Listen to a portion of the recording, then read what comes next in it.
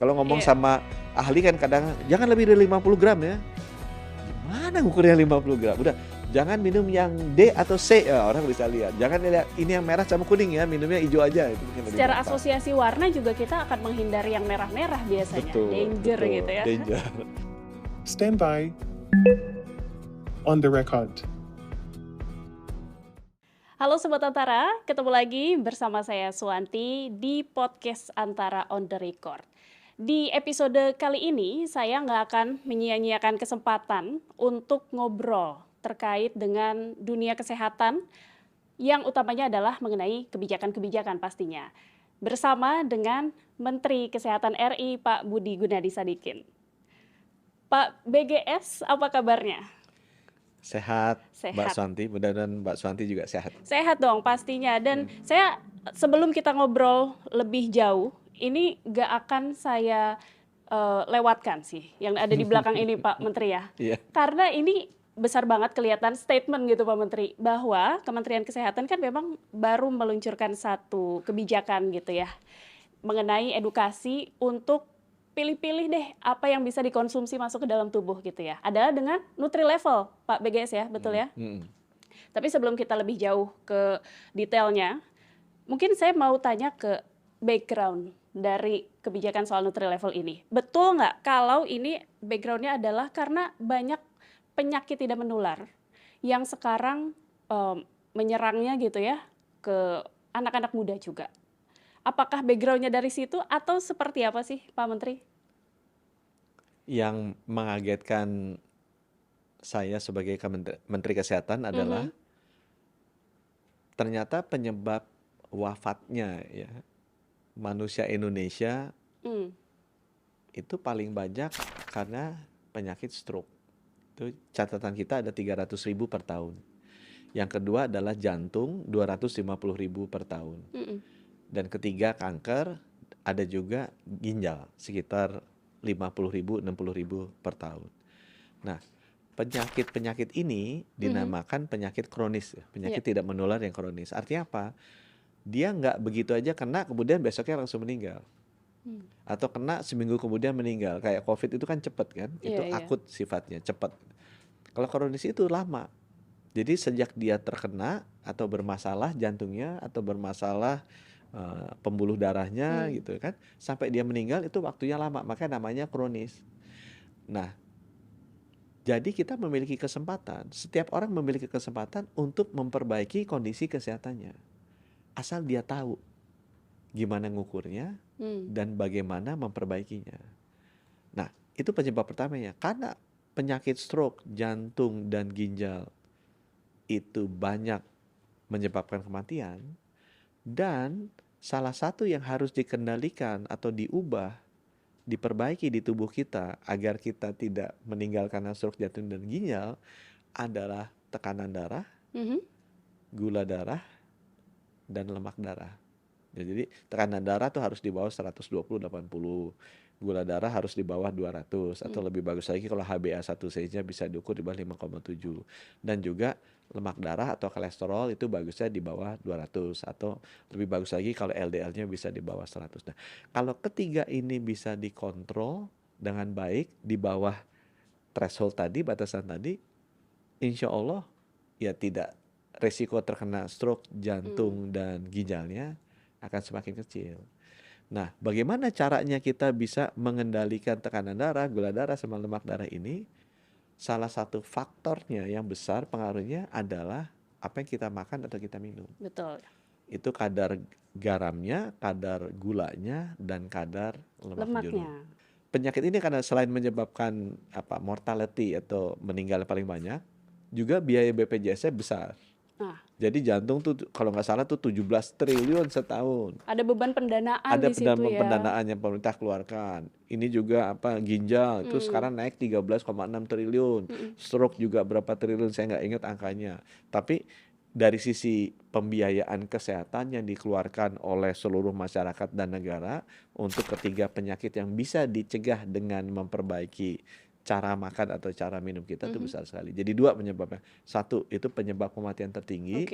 Dua, itu biaya perawatannya juga paling tinggi.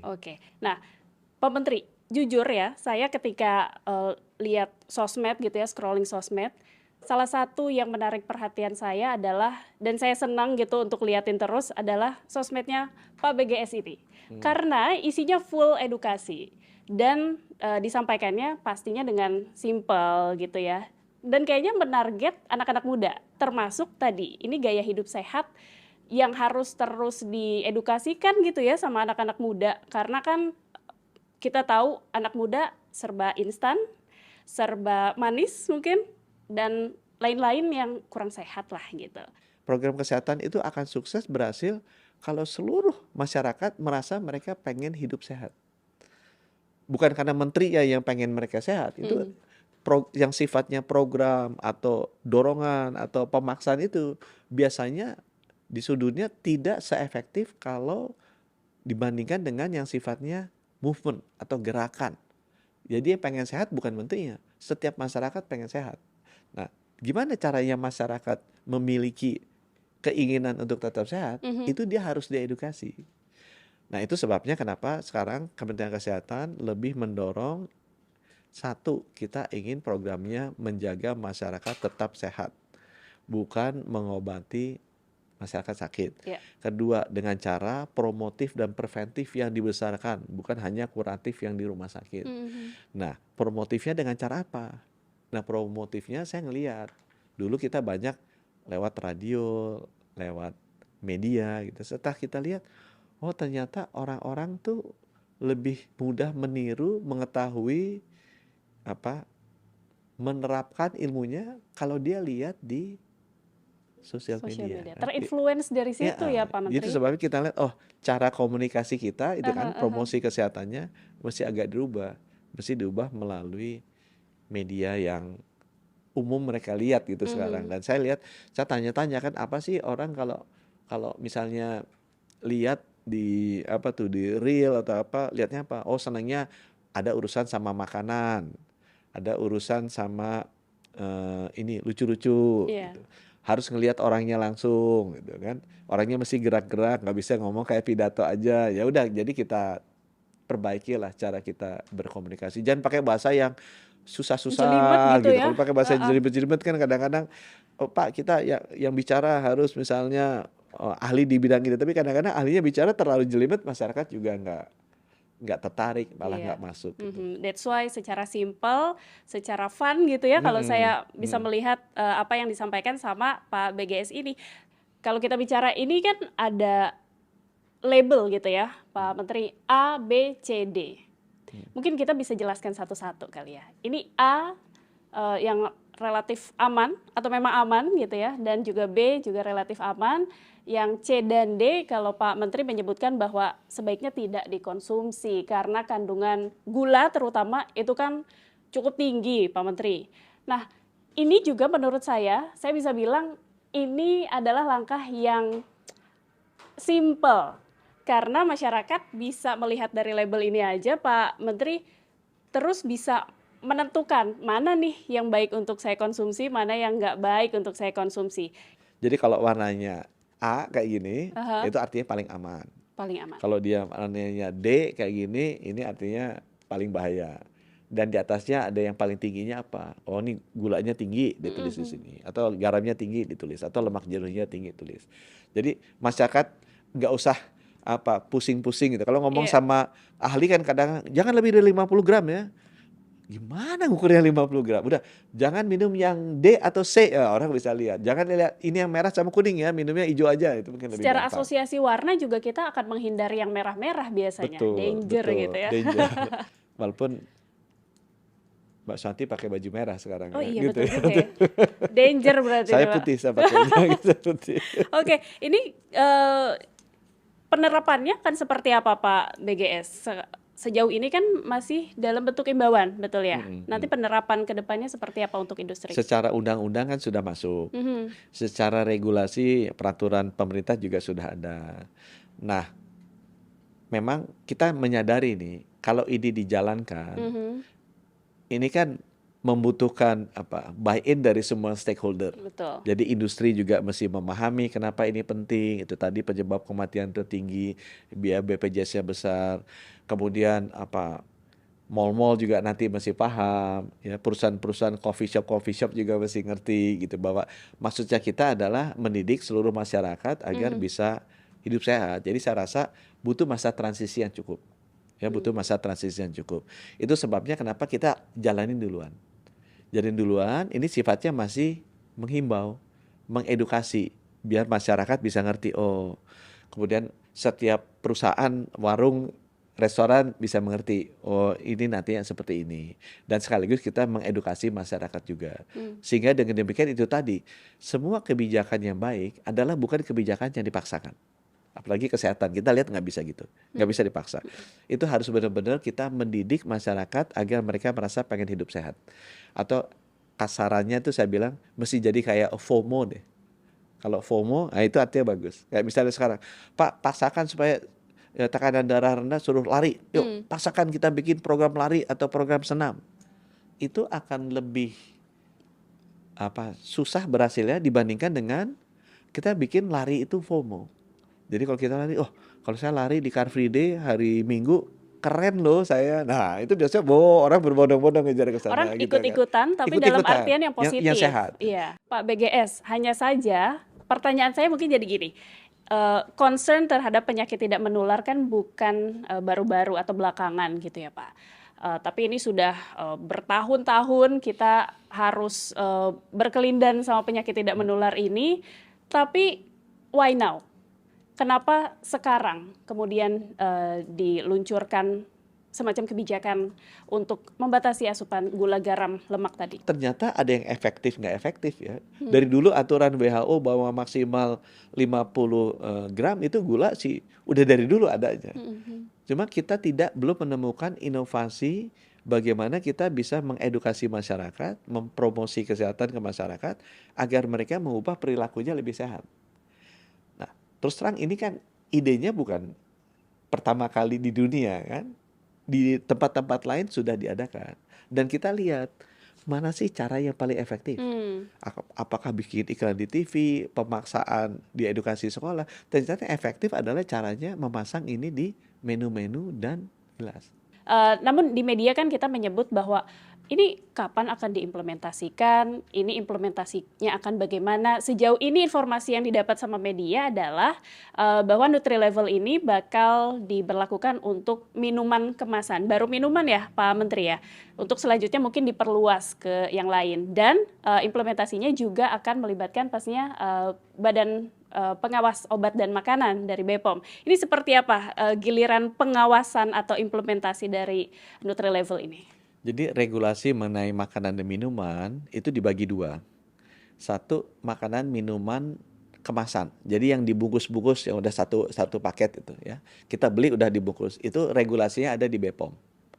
Yang kedua adalah makanan minuman yang disajikan. Yang dibuat. Misalnya catering yang ada di kafe-kafe, di restoran-restoran, itu regulasinya ada di Kementerian Kesehatan. Itu sebabnya waktu peluncuran kita kerjasama dengan BPOM. Kementerian Kesehatan akan mulai dulu di makanan siap saji, nanti BPOM akan juga masuk di makanan kemasan, makanan atau minuman kemasan yang di botol, di paket, disaji. Nah itu sudah siap dengan metode yang sama. Itu yang pertama. Nah di kita sendiri, kita launching ini kan masih dalam tahapan edukasi nih. Sekarang kita akan masuk ke implementasi. Implementasinya kita harus bekerja sama dengan seluruh dinas kesehatan. Karena yang memberikan izin, yang memonitor implementasi dari seluruh warung, restoran, itu adalah dinas kesehatan kabupaten kota. Nah kita sekarang sedang koordinasi untuk mencoba, yuk kita kasih contoh 1 atau 2.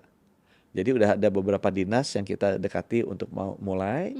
Ada juga beberapa mall, beberapa restoran, chain yang sudah kita dekati untuk mulai. Jadi nanti mudah-mudahan dalam sebulan 2 bulan ini kita bisa lihat ada implementasinya either di satu kota atau mulai dulu satu mall, semua restorannya di mall itu ada di sini, ada atau juga pilotnya di gitu satu. ya.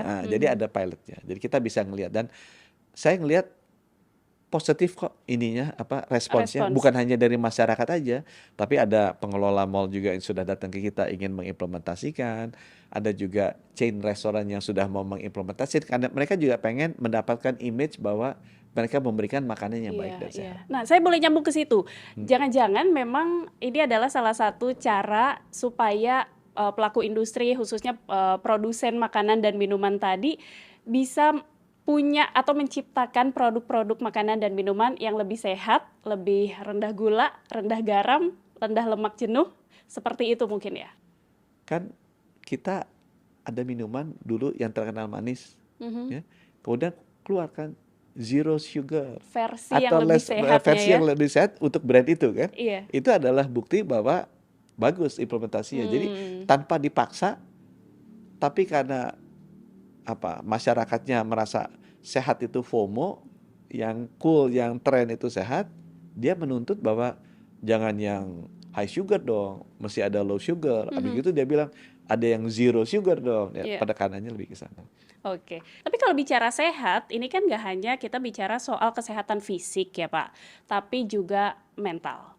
Kayak WHO bilang nggak ada kesehatan yang terlepas dari kesehatan mental begitu, walaupun kayaknya nggak kelihatan nih kalau kesehatan mental. Nah, bicara kesehatan mental, mungkin kita bisa juga bicara terkait layanan kesehatan mental. Apalagi kalau datanya, saya harus nyontek lagi untuk data ini, 1% masyarakat Indonesia mengalami gangguan atau masalah kesehatan mental, betul ya Pak? Kemudian 10%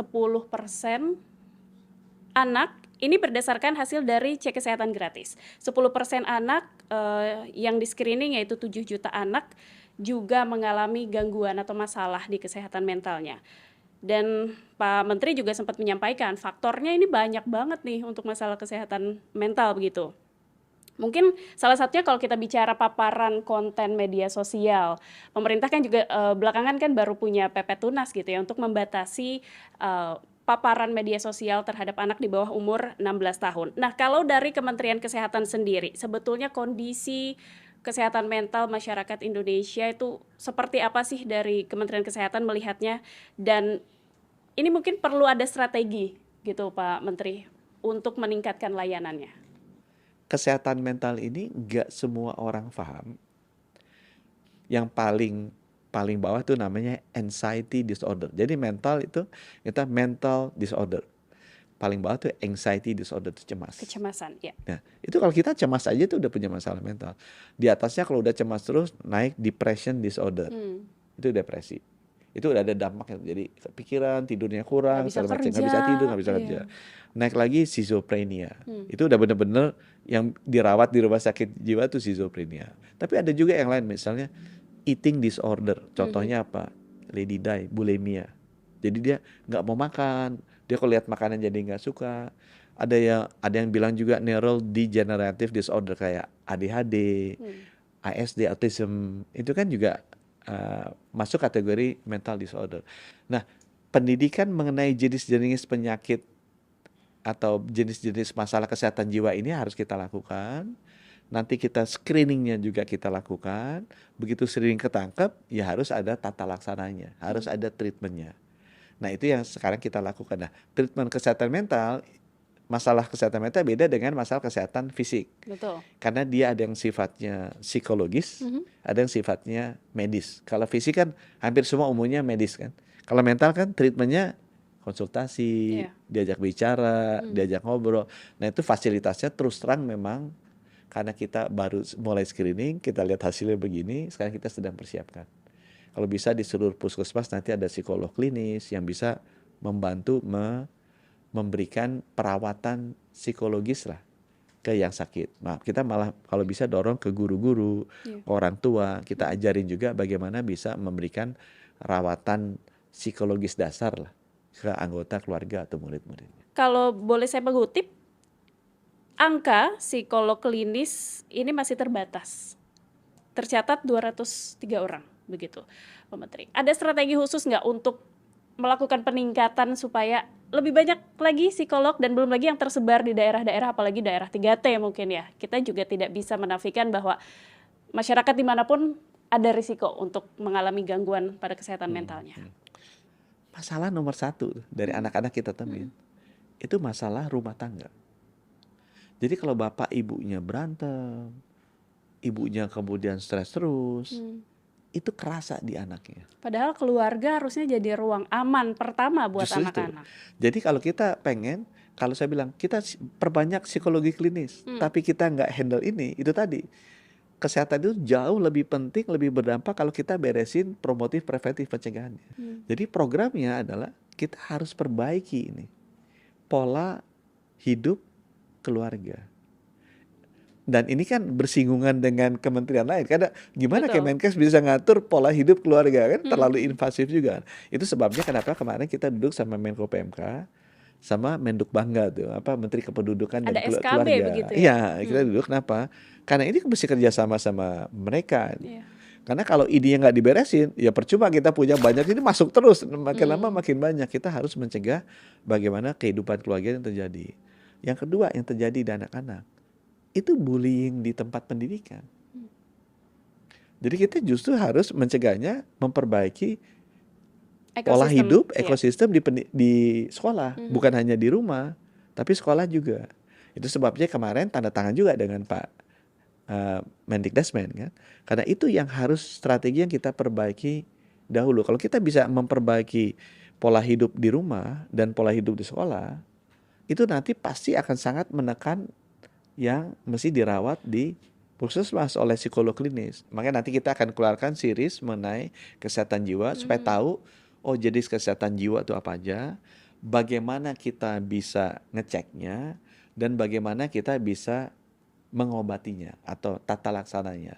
Beberapa bisa dilakukan dengan self healing, itu ada juga, atau kita dengan bantuan keluarga, guru, orang tua, teman terdekat, atau kalau memang di situ udah nggak bisa, itu baru masuk ke Profesional ya. layanan profesional kesehatan. Itu juga ada taraf-tarafnya. Oke, saya tunggu banget pokoknya konten mengenai kesehatan mental dari Pak Menkes kita.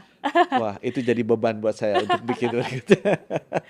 Anyway, Pak BGS, kalau kita tadi kan bicara soal penyakit yang tidak menular, termasuk kesehatan mental begitu ya, tidak ada penularannya.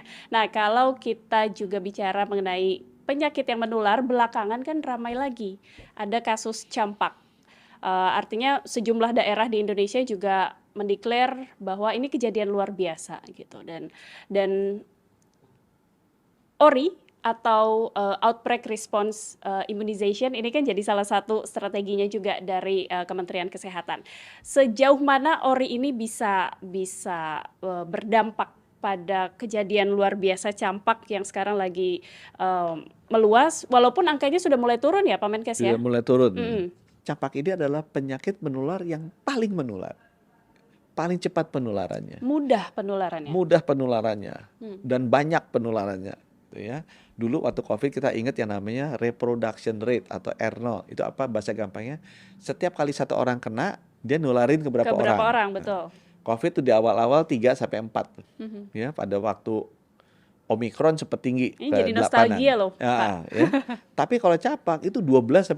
Jadi satu orang kena nularinnya ke 12, ke 15. Jadi penularannya nih cepat sekali. Penularannya campak ini cepat sekali. Yang ketiga, kita lihat di dunia emang naik turun. Jadi kayak ada seasonnya dia naik tuh. Di Indonesia sendiri, datanya saya ya, di tahun 2025 itu emang cuma 11 ribuan ya kena.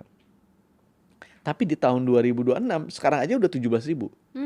Jadi lebih banyak, beberapa bulan. Baru beberapa bulan, jadi lebih banyak daripada tahun 2025 ya, dari tahun 2025.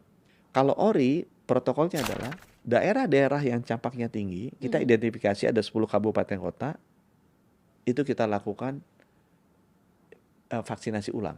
Ke anak-anaknya sekali lagi. Ulang artinya anak-anak yang jadi, sudah. Dia sudah kena apa enggak kena, dia sudah divaksin atau enggak vaksin, suntik lagi sekali. Vaksin lagi ya. Vaksin lagi sekali. Dan itu terbukti yang tadinya sempat 3 ribuan per minggu, sekarang udah turun ke angka 100-200-an per minggu. Pak Menteri melihat gerakan anti vaksin ini seperti apa sih? Ya, ini nggak hanya terjadi di Indonesia ya. Jadi di dunia tuh mulai banyak orang-orang atau kelompok masyarakat yang mendorong atau mempengaruhi masyarakat lain agar tidak divaksinasi. Betul. Padahal saya juga bukan dokter, bukan tenaga kesehatan. Tapi data-data secara jelas menunjukkan kalau ada penyakit menular, kalau ada vaksinnya udah langsung terkendali. Iya. Nah, yang saya sedih adalah ini akibatnya kematian. Betul. Campak Dan itu bisa menyebabkan anak-anak kematian. Dan anak-anak pula. Jadi memang yang kita harus dorong adalah mengembalikan narasi atau informasi ke publik bahwa vaksinasi campak itu akan menyelamatkan nyawa anak-anak kita. Jadi itu yang dibangun. Tapi secara vaksinnya, stok dan lain-lain tersedia Pak Menkes? Banyak, tersedia banyak. Banyak ya? Berarti yang memang harus didorong adalah kesadaran masyarakat untuk mau memvaksinasi anaknya. Oke. Kalau kita sudah bicara penyakit tidak menular, kemudian tadi penyakit menular untuk nextnya supaya tidak lagi menciptakan wabah. Nah, ini kan adalah satu isu tentang kesehatan yang memang secara terintegrasi ada di platformnya Kementerian Kesehatan juga ya. Ini mungkin bisa jadi bagian dari edukasi supaya masyarakat merujuk sama sumber-sumber yang resmi tadi. Ada Satu Sehat begitu ya, masih dipegang oleh Kementerian Kesehatan sebagai sarana juga untuk edukasi, bahkan untuk mencatat riwayat dari kesehatan masyarakat itu sendiri ya. Ini Satu Sehat kalau mungkin dulu saya familiarnya dengan Peduli Lindungi gitu ya, ketika COVID ada catatan vaksin kita di situ dan lain sebagainya. Sekarang kan Satu Sehat, apa yang di-update atau yang ingin dimunculkan lewat Satu Sehat ini, atau mungkin bisa jadi sarana edukasi tadi Pak Menteri? Nah, itu yang saya ingin sampaikan ke Satu Sehat nantinya. Satu Sehat itu kalau bisa terintegrasi dengan gadgetnya kita. Dia menjadi salah satu aplikasi favorit di bawah WhatsApp, IG dan TikTok yang mau dilihat masyarakat untuk menjaga kehidupan dia sehat. Nah, saya lagi minta teman-teman untuk produksi. Contohnya itu Step. Tapi juga bisa ini kan. Bisa kan? Oh, mau minum, di scan, masuk. Oh, saya minum merah. Merah itu bukannya nggak boleh loh. Boleh, tapi sekali minum udah selesai, jangan nambah lagi gitu. Dia udah minumnya sekali aja. Boleh kok minum sekali, habis itu hitam-hitam hijau. Boleh nggak yang matcha latte? Boleh sekali, tapi habis itu americano air putih. Ini matcha latte sekali aja merahnya. Itu gulanya boleh. Udah cukup ya? Udah cukup. Itu sebabnya saya bilang, bisa nggak dikasih tahu, Pak, di foto. Begitu ini udah. Begitu dia mau beli yang lain, langsung keluar message, set di WA. Jangan, ini udah minum udah sekali, udah lebih kayak gitu ya. Itu dibikin supaya bisa lebih sering digunakan. Jadi engaging. Ya. Mungkin ini adalah langkah step by step, tapi firm ya Pak Menteri, arahnya untuk peningkatan layanan kesehatan nasional. Saya ditugaskan sama Bapak Presiden Prabowo agar 280 juta masyarakat Indonesia itu sehat. Kalau bisa jangan sampai sakit. Jadi pasti akan kita carikan cara-cara gimana tugas dari beliau ini kita bisa laksanakan sebaik-baiknya. Dan kita udah dikasih satu program Quick Win-nya beliau yang cek kesehatan gratis. Itu merupakan pilar utama menjaga masyarakat kita tetap sehat.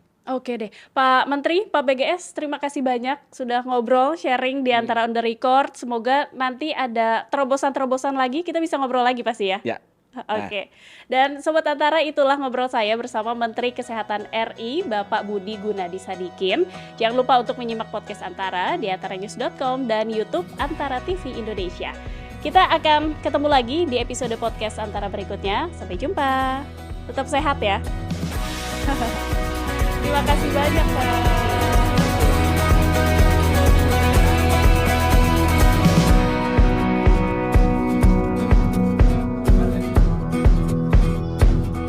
Stand by.